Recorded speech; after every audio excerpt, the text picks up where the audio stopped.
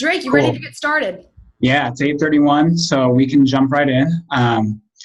Welcome, everyone. My name is Drake. I am the Customer Service Associate here at Praxis, and Lolita is joining me today. She is our content strategist, and we are doing another workshop. Today, we're focusing on organization in and out of work, organizing your workflows, organizing your goals, the approach to those goals, and everything in between. So it's a very big part of Praxis. Organization is. We do a lot of career development, and in my opinion, organization is the very first step to accomplishing and growing in that manner. So how does organization fit in with Praxis? First, I'll tell you kind of what Praxis is, so you have some basic information, and then we'll kind of dive into how that connects. So Praxis, we're a career launch program. We consist of a 6-month entrepreneurial professional development bootcamp and a 6-month paid apprenticeship at a startup. Those two things put together equal your first awesome career opportunity. So when we cover things like organization, it's for a very specific reason. Before I started Praxis, I was a very unorganized person, and looking back, I can very much see the difference, especially when it comes to approaching how I learn what I learn. I always had this idea that if you're looking something up, if you're Googling it, it's not really a valuable use of resources and time because it's not going to be credible on the internet. So I just kind of gave up, and I never really tried to approach self-directed education in an organized way. I did it for a little bit, and I got discouraged because of that sentiment that now I realize is completely not true. So when I went through Praxis, I started to realize that I very well can research online and learn things effectively. I just need to organize my approach in a way that is going to be effective and not a waste of time, something that is going to actually get me progress. So once I made that realization, I started taking up a few different interests, and one of them was the bass. I realized that I wanted another creative outlet. I've never played the guitar. I've never played the bass. So I decided this would be a good opportunity to jump in and start learning something. So I never went to a single lesson, anything like that. I used YouTube videos, I used articles and online content. I was learning my cycle of fourths, my cycle of fifths, all of my scales completely on my own because I had a structured approach where every day I would go in and knock out these specific things.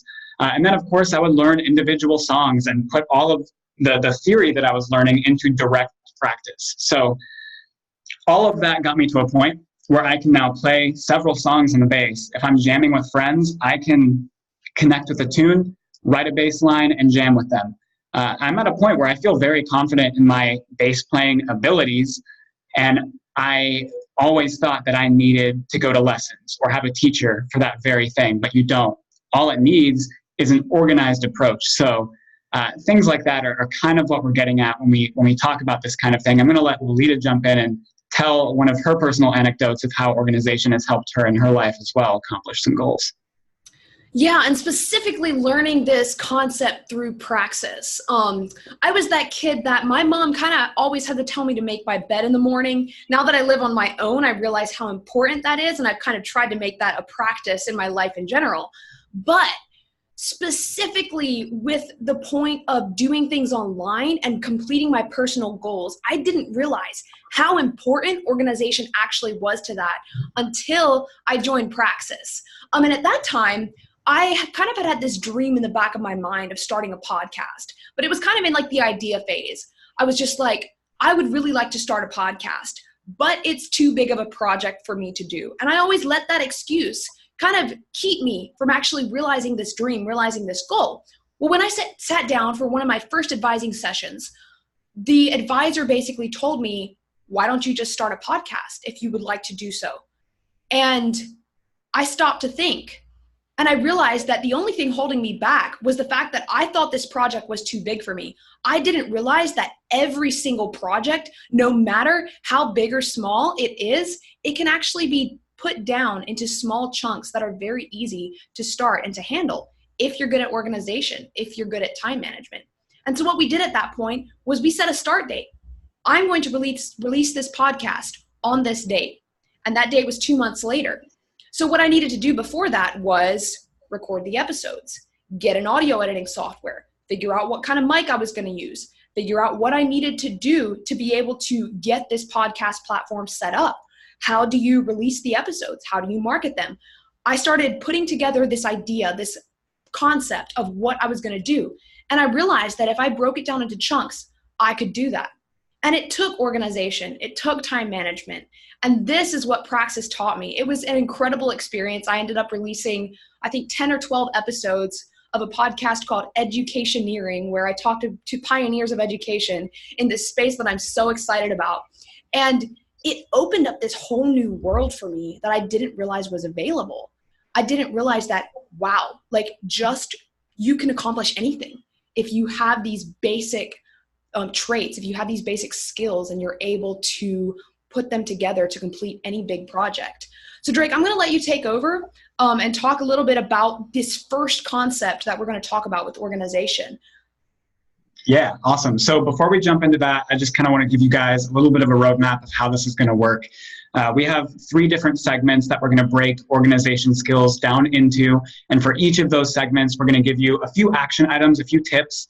We're going to have a section where we'll give you tools that you can use to optimize your experience with that specific segment.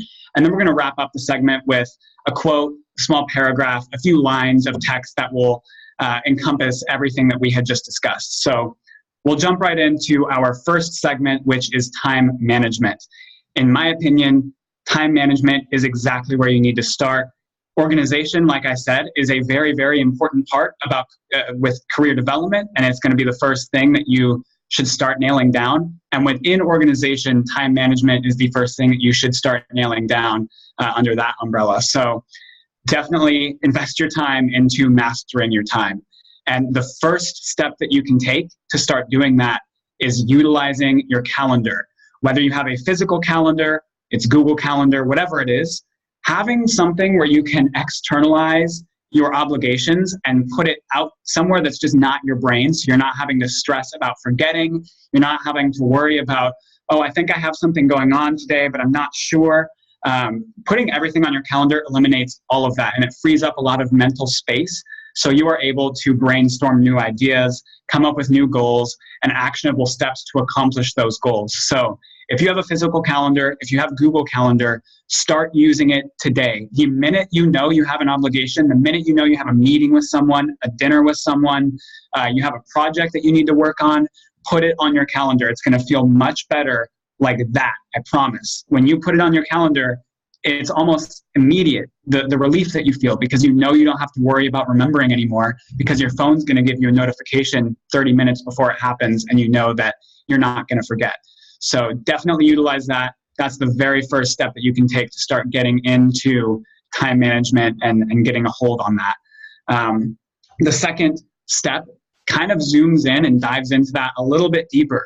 Not just externalizing your obligations, but externalize everything about it. So if you have specific steps that you need to take to write this project that you're working on, if there's something that you need to prepare for a meeting, go into an app like Trello. Trello is fantastic, and you can organize, you can put on these cards what your obligation is, and then you have different steps that you can list out, and you can literally swipe them away as you get them taken care of. And again, it's another situation where you're freeing up that mental space. So you don't have to worry about, oh man, I have to complete this project, but I'm not quite sure how to tackle this. You can just take some time on your own before you even have to work on it and brainstorm, okay, what's the very first step that can get me one step closer to accomplishing this thing, to completing this project, and then write it down on Trello. Okay, what's the step after that? And then write it down on Trello. When you have all that listed out, you don't have to think about what you need to do anymore, because when you're ready to start working on it, you open up Trello and you say, okay, what's the first thing on my list? And you complete it, you swipe it out, and you're done. It's fantastic. Again, the mental space is a huge thing that a lot of people don't even notice is being taken up. And once it's free, it's just a very liberating feeling, and you know that you can use that energy to come up with something else and create ideas, because you're not using it to remember things and stress about forgetting them. So externalize everything, not just your obligations, but each individual task to get there as well. And then the third and final thing is to make sure that you're making time for yourself too. So don't just organize the time that you'll be spending at work, organize the time that you'll be spending at home as well. So if you have to go shopping, put that on the calendar. If you are going to play bass for a little bit, put that on your calendar. If you have a video game session with your family member, put that on your calendar, because when you do these things, then you know for sure when your free time is and when you have things going on. So if someone invites you, you don't have to make it this strange, like, I think I might have something going on this weekend, but I don't know. Again, that's going to be a situation where you just know. You can check, hey, I have nothing on my calendar, let's do it. So it's going to be something that, again, when you free up that mental space, you're going to realize that you have a lot more room in your brain than you realize, because it's always so taken up by stressing about remembering different obligations and different things, whether it's work or at home. So what are some tools that you can use to master time management? Like I said, Trello is my all-time favorite. I think it takes the number one spot for me just because it is so versatile.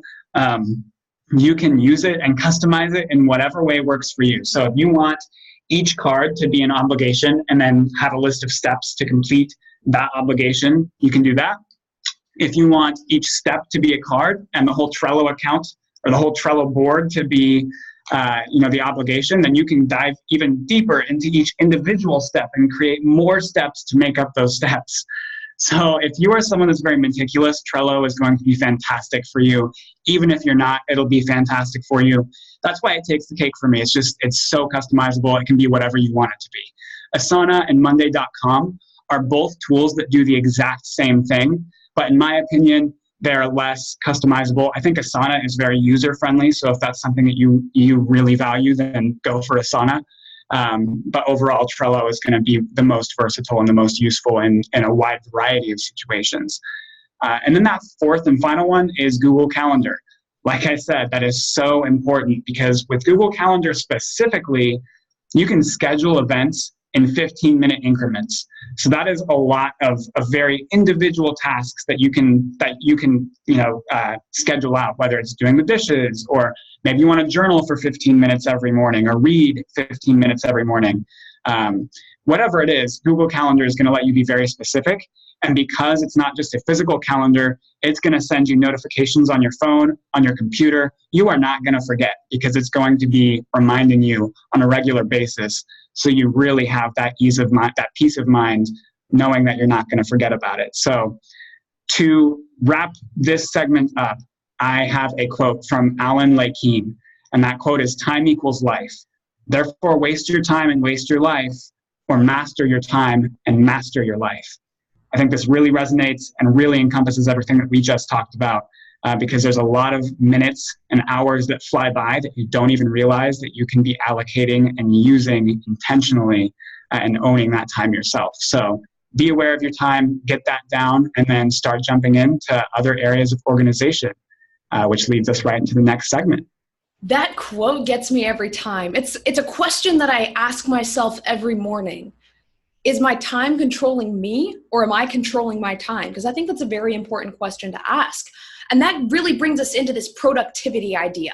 Now, that's kind of a word that gets thrown around by everyone, and I don't want it to be like, yay, you need to accomplish everything that you can in as little time as possible.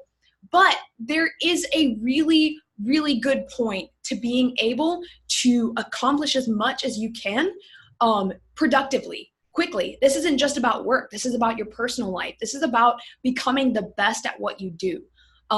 So I'm going to tell you about basically a 3-step process for becoming a more productive person, no matter what you're doing. We're talking about work mainly because that's kind of where you're going to be, especially if you're apprenticing at somewhere like Praxis. You're apprenticing at a startup. You're going to be on your computer a lot.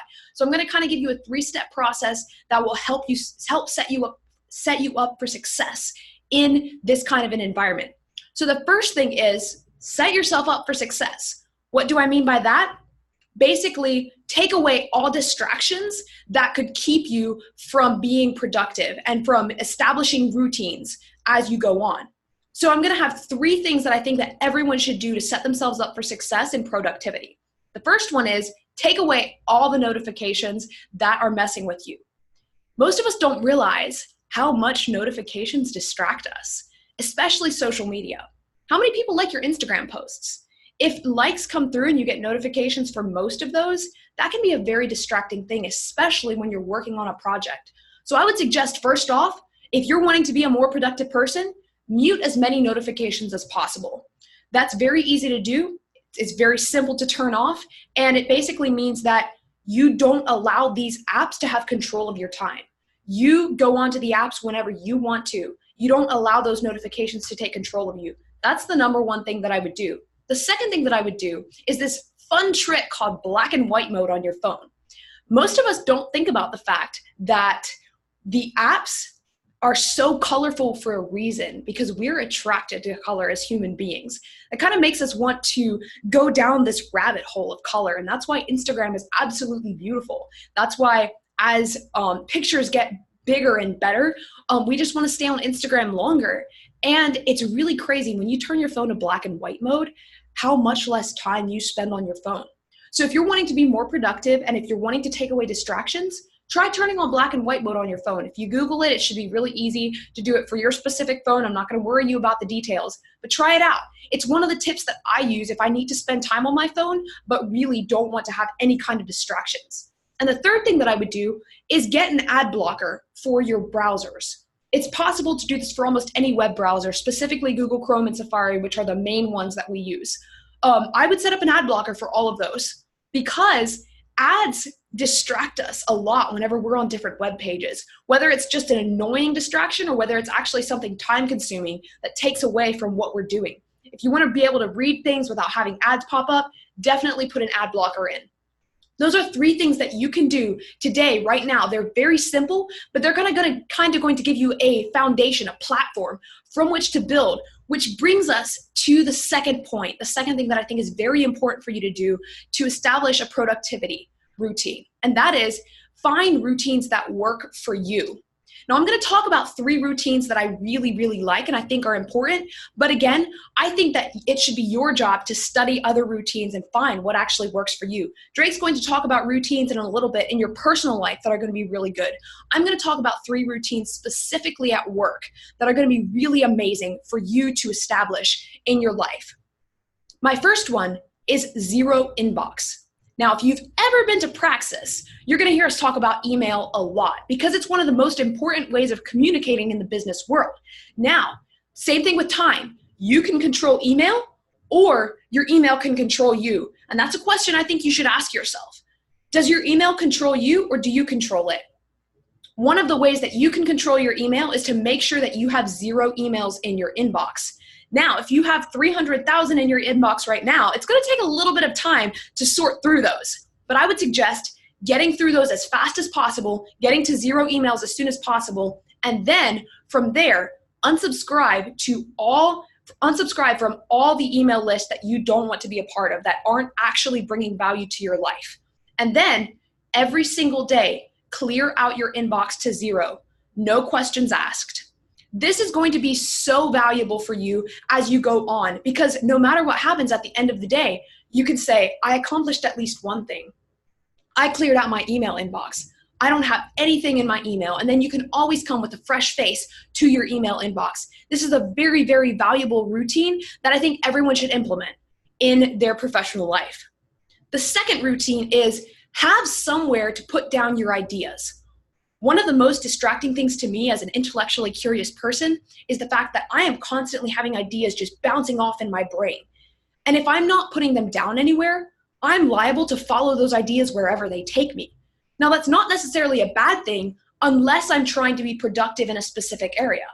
There are plenty of projects that I'm working on that I can't let even the best idea distract me from because I'm focused on this project. So what do? I make sure that I have somewhere to put these ideas down. Whether it's a physical notepad like this or my iCloud notes, as soon as I have an idea, whether it's a blog post, whether it's a song I want to write, whether it's some random art piece that I think would be really cool to draw, I immediately make a note of it, whatever is in my head, I write it down so that it's not there clouding my brain space. Drake talked a little bit about brain space earlier, and that's an actual thing. The main ideas that you have, if you don't give them an outlet, they're going to cloud up your brain. And so I make sure that I have an outlet for that. So along with notes and a physical notepad, I use Google Docs as well. From there, whenever I have a little bit of extra time, I look at the ideas that I've written down during the day. Oh, wow, I want to write a blog post about 10 ideas that I have for young people to start their careers. Okay, now I'm going to transfer that into Google Docs and actually write an outline with that. Now, what I've actually done, because of taking the idea and putting it down, letting it rest there until I had time, when I had time, I was able to actually pursue that idea and build it out. And it's very valuable to set up a system like that so that when you have ideas, they don't distract you. You instead take them and build them into something else. The third thing that I have, the third routine that I think is very valuable for everyone, is set specific times that you're going to do deep work. Now, there are times where it's okay if, maybe you have a couple notifications coming across your browser. Maybe you're answering a couple emails that aren't very hard to focus on. Maybe you don't really want to focus that much on things, and you're kind of doing a lot of different things at once. It's okay to have that, but you also need to have times where you can specifically focus on projects. I think it's so important. In today's world, we have so many ideas, so many distractions around us that our attention spans have really gone down. And one of the best ways to be able to make sure that your attention span isn't completely lost is to specifically schedule hours and moments where you focus on work. One thing I do is I like to have a very specific creative project that I am working on specifically for Praxis, but also in my personal life. And whenever I'm at work for Praxis, I'm going to set aside 2 hours in one day, for example, where I am going to do deep work.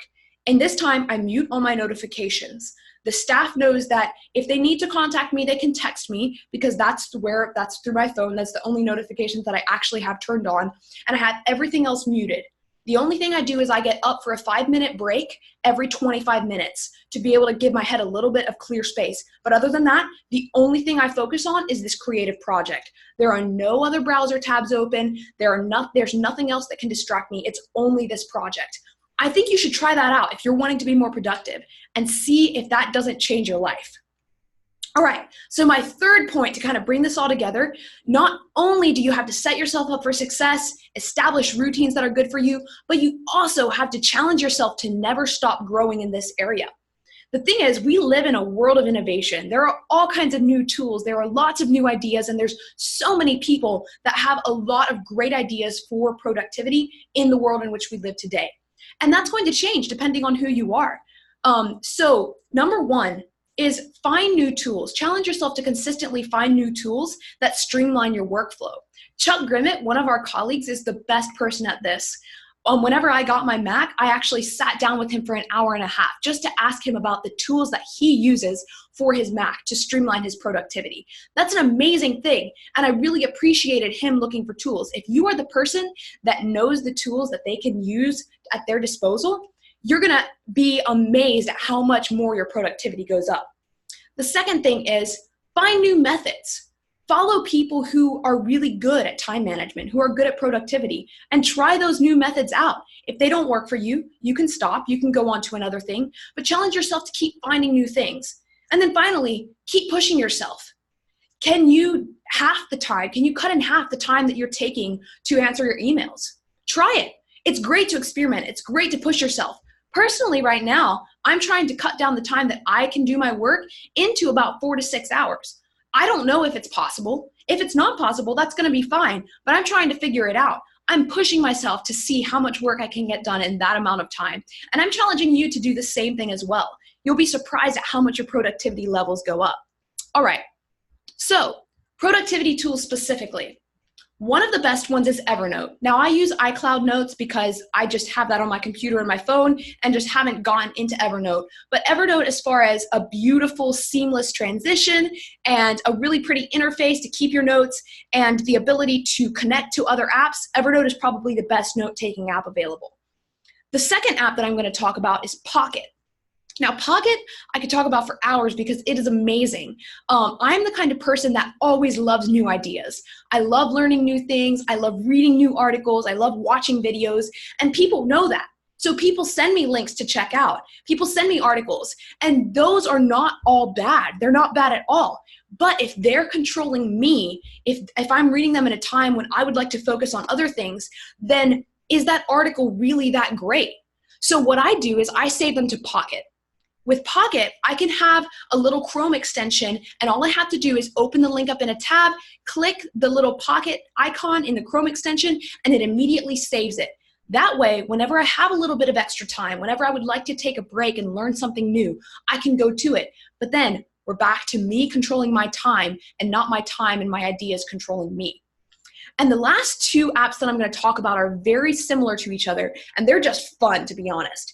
Text Expander, this little orange one in the right-hand corner right here, is a really cool app that I think Drake uses a lot with his customer service work. If you type out the same thing a lot of times, all you have to do is set a keyboard shortcut for that thing that you normally take 3 to 5 minutes to type out. And then all you have to do is type in the keyboard shortcut, and voila, it's all going to appear on your screen. That is an amazing app to save you a lot of time for things that you tend to type out a lot. And the Paste app is another one of my favorites. Basically, it saves everything that you copy and paste and brings it back up for you very seamlessly, very quickly, so that you don't have to switch in between tabs a lot. So these are all tools that I think are very, very valuable. But again, there are hundreds. And my main goal is for you guys to be able to have the ability to research and have the want to be able to keep looking for new ways and new ideas to do this for yourself. All right. And my final little pithy quote is that a couple minutes of regular upkeep is going to save you hours of organization time later. Think about the email example again. If you've let your email inbox crowd up, now you're going to have to take a couple hours to go through all of those. But 5-10 minutes of regular upkeep, depending on your job, of course, is going to save you a lot of time so that you don't have to answer 4,000 emails a little bit later on. Think about it in that perspective for your organization in general. What can you do regularly that's going to save you a lot of time later on and a lot of headache? So I'm going to let Drake take over and talk about this third area of organization, which is actually one of the most important when it comes down to your professional life. Drake, take it away. Absolutely. Yeah. So this is going to be very, very important, not because it's important in its own, which it is, but because a lot of people forget about it. A lot of people will focus on organization when they're at work, in their careers, all of that good stuff, which is also important, but they don't take into account that a balance needs to be struck. Because if you are not balancing and you are disorganized at home and you're organized at work, or vice versa, it doesn't matter how much effort you put into organization, they're going to bleed into each other. You're going to start being disorganized at work. You're going to start being disorganized at home if that's the only place that you're organized. They really need to go hand in hand, so you need to focus on both sides. And the first way you can do that at home is start by building very small habits that you can commit to and accomplish every single day. The very first one that I started doing was making my bed every single morning. A lot of people already do that. I didn't. But looking back at the time when I wasn't making my bed every morning and the time when I was making my bed, when I am making my bed every morning, it's a very stark difference. Looking at just like the image of my room, it's very, very different, because when my bed is already made, it inspires me to keep going. It inspires me to keep my room clean because my bed looks so nice. Why would I want my room messy if my bed looks so great? And vice versa, if my bed's not made and it looks all messy, the blankets and the sheets are just kind of crumpled up, what's stopping me from being disorganized with the rest of my room? And that's kind of a subconscious way of looking at it. Of course, if I was thinking about it consciously, I would want my room clean all the time. But if you want to instill that habit of keeping things clean, making your bed is a fantastic way of doing that. Another one that I really enjoy is drinking an entire glass of water as the very, very first thing that you do in the morning. I wake up, I open my eyes, I don't do anything else until I finish that glass of water for a couple of reasons. One, it kickstarts my digestive system and it wakes me up. I feel way more awake when I do that than if I were to just start getting ready and not consume anything until breakfast or lunch. But two, it's another thing that when you commit to and every single morning I'm going to be drinking that cup of water and you actually do it, that's going to inspire you to continue that trend of making habits and keeping them. So whether it's making your bed, whether it's drinking a glass of water, whether it's both, start making very small habits that are easy to implement, because you're just going to inspire yourself and continue growing those habits until they're bigger and bigger and bigger, and you're accomplishing bigger and bigger goals and habituating bigger and bigger habits. So start there with your personal life. It is going to make a very big change for what small amount of effort that you need to put in. So it is totally worth it. The second thing, budgeting. Even if you're on a tight income, even if you're on a tight budget, it does make a difference whether you have a budget or not. And the reason that's the case is kind of the same reason that I was talking about the calendar earlier. When you don't have to worry about, should I be making this spending decision? How much money is in my bank account right now? Did I accidentally go over my budget? Like, am I going to be in the negative this month? In worst case scenario. And budgeting really just makes sure that all of that is externalized, so you don't have to worry about it, because you list out what your income is every month, what your expenses are every month, and then you can use that remaining money to allocate, okay, I'm going to spend this much on food. I'm going to spend this much on fun and leisure, and then I'm going to keep this much for savings. And when you do that, it's not only easier to be aware of your spending habits, but it's also going to make it easier to correct if something does happen and you have to dip into something else. You can visualize what you have and say, okay, well, I did go over a little bit, but I can take a little bit from my fun budget and then put it over here into savings or whatever it is. So definitely budget. It's going to clear more mental space up. That's really everything. We've mentioned it in every single segment. Mental space is a big deal with organization. And that's one of the main incentives to be organized, because you're going to clear up a lot of room. And when you have a lot of room opened up, you can create new ideas like we mentioned earlier. So start budgeting, and it's going to make a big difference, even if you're on a tight budget and you don't have a lot of money to work with. Just having and then working with the money is the important part.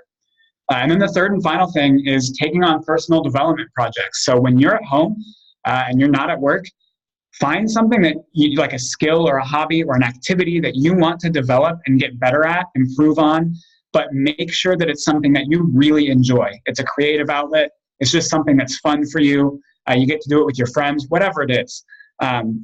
Because when you do that, you're going to be fulfilled. You're going to schedule it in your calendar. You're going to have something to do, and you're going to feel productive, because comparing that to sitting at home, scrolling through Facebook, watching Netflix, watching Chernobyl, whatever it is, that's going to be much different from taking your time and using it productively and developing something that it's enjoyable to you. So scheduling that out and making time for personal development projects, again, going to make a huge difference. So what are some tools that you can use to implement everything that I just said? Mint.com, the very first one, is one of my favorite apps. It is a budgeting app that you can use. It's owned by Intuit now. And not only is it electronic, so you have a budget that you can always access on your phone, you can always check it, but it also has artificial intelligence. It's going to analyze your spending habits. It's going to analyze the budget that you have set up, and it's going to say, okay, here's a suggestion for a way that you can optimize your budget right now. Or, hey, these are your spending habits from the previous month. It looks like you went a little bit over with your leisure spending. Here's how we can fix that. And it's just a great tool, because not only is it a tool, but it's also a teacher. I've learned a lot about finances. I've learned a lot about my spending habits and how I can correct my spending habits just because of this app. I would not have learned these things if it were not for Mint. So they have a glowing recommendation for me. Go download it and go use it if you're looking for something to budget your money with, because you're going to learn a lot and you're going to get your goal accomplished of setting up a budget. And then the second one, Todoist. We talked about similar programs in the time management section, Trello, Asana, Monday.com. Those are more complex and more, in my opinion, geared for work situations and work environments, because you're going to be working on these big projects that have intricate nuances and steps and all of that. But Todoist is very much a personal tool for your personal life. So if you have you need to clean the house and you want to take it in a specific direction. You want to clean this first, then this first, then this. You can do that on Todoist. If you have to go shopping, right, and you have things that you need to go pick up, Todoist is great for shopping lists. It's a very simple tool to use, and the UI is very user-friendly. So it's definitely great for differentiating between your work to-do boards and your personal to-do boards. And when you have that also organized, then that is going to make it a lot easier to not stress about one or the other while you're trying to balance the tools and use them for two different things. And then the third and final one is WordPress. We talk about this a lot at Praxis. Every participant has their own personal website, and that is because when you take on those personal development projects, you're going to be able to document it on your website. And you do this for a few reasons. One, so you can showcase it to your family, your friends, future employers, whatever it is. You can leverage that, and you have documentation proving that you took this approach to teach yourself this new thing, and here's the progress that I made with evidence. But also, when you take the time to write through that, you are processing everything that you learned over again. And when you do that again, you're going to solidify it even more. So if you're writing about this new tool that you learned to use at work, or this new project that you're working on at home, this art project, you're going to be thinking through all of that again, thinking through the entire process. And as you do that, you're going to realize, I could have done that better, or, oh, I did that really well. It worked well. I'm going to continue taking that approach.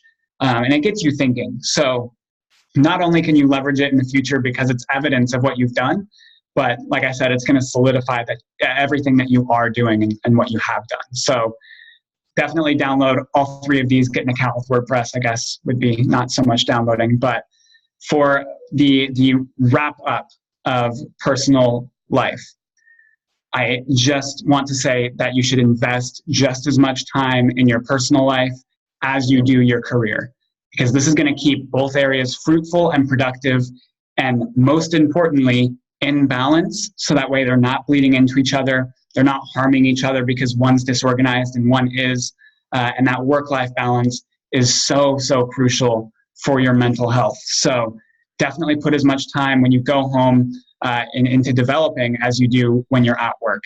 So that wraps everything up for the organization workshop. But I do want to take a minute here and express that if all of this information has been interesting to you and you are hoping to learn more, whether it's organization or beyond that, the Praxis program might be for you, because this is exactly what we talk about. This kind of setup, you'll be doing these kinds of workshops every single Wednesday. Depending on what module you're in, you're going to be covering a lot of different topics, and you'll be working with your peers as well. So if this is something that interests you, go to that website, discoverpraxis.com/apply, put in an application. We'd love to hear from you, and we'll see how that goes. But for now, we are going to open up the floor for any questions that you guys may have, and you can drop it in the Q&A section on Zoom, and we can read it out loud, and each of us will take a stab at whatever you have for us. So, Lita, did you have any final thoughts? Yeah, while these questions are coming in, I just wanted to tell you guys about this new thing that we just rolled out. It's a tuition deferment program. Basically, instead of having to pay for Praxis right up front, you only have to pay $500 down for the program. And then you'll go through our boot camp, and you'll only have to start payments again once you've been in your apprenticeship for at least 1 month, which basically means that you don't really have to pay us much until you actually have some income coming back in. So this is definitely, we've tried to remove as many of the obstacles as possible for the financial obligations to Praxis. So if this is interesting to you, again, I highly suggest that you go ahead and apply. I know some of you guys already actually are in the program, so I'm excited to talk to you guys. I'm going to put our email addresses right here. Drake@discoverpraxis.com. That's Lolita@discoverpraxis.com. Feel free to reach out to either of us or both of us. We love answering questions. We love talking to people, obviously, because we're doing this webinar. So we're definitely happy to hear from you guys.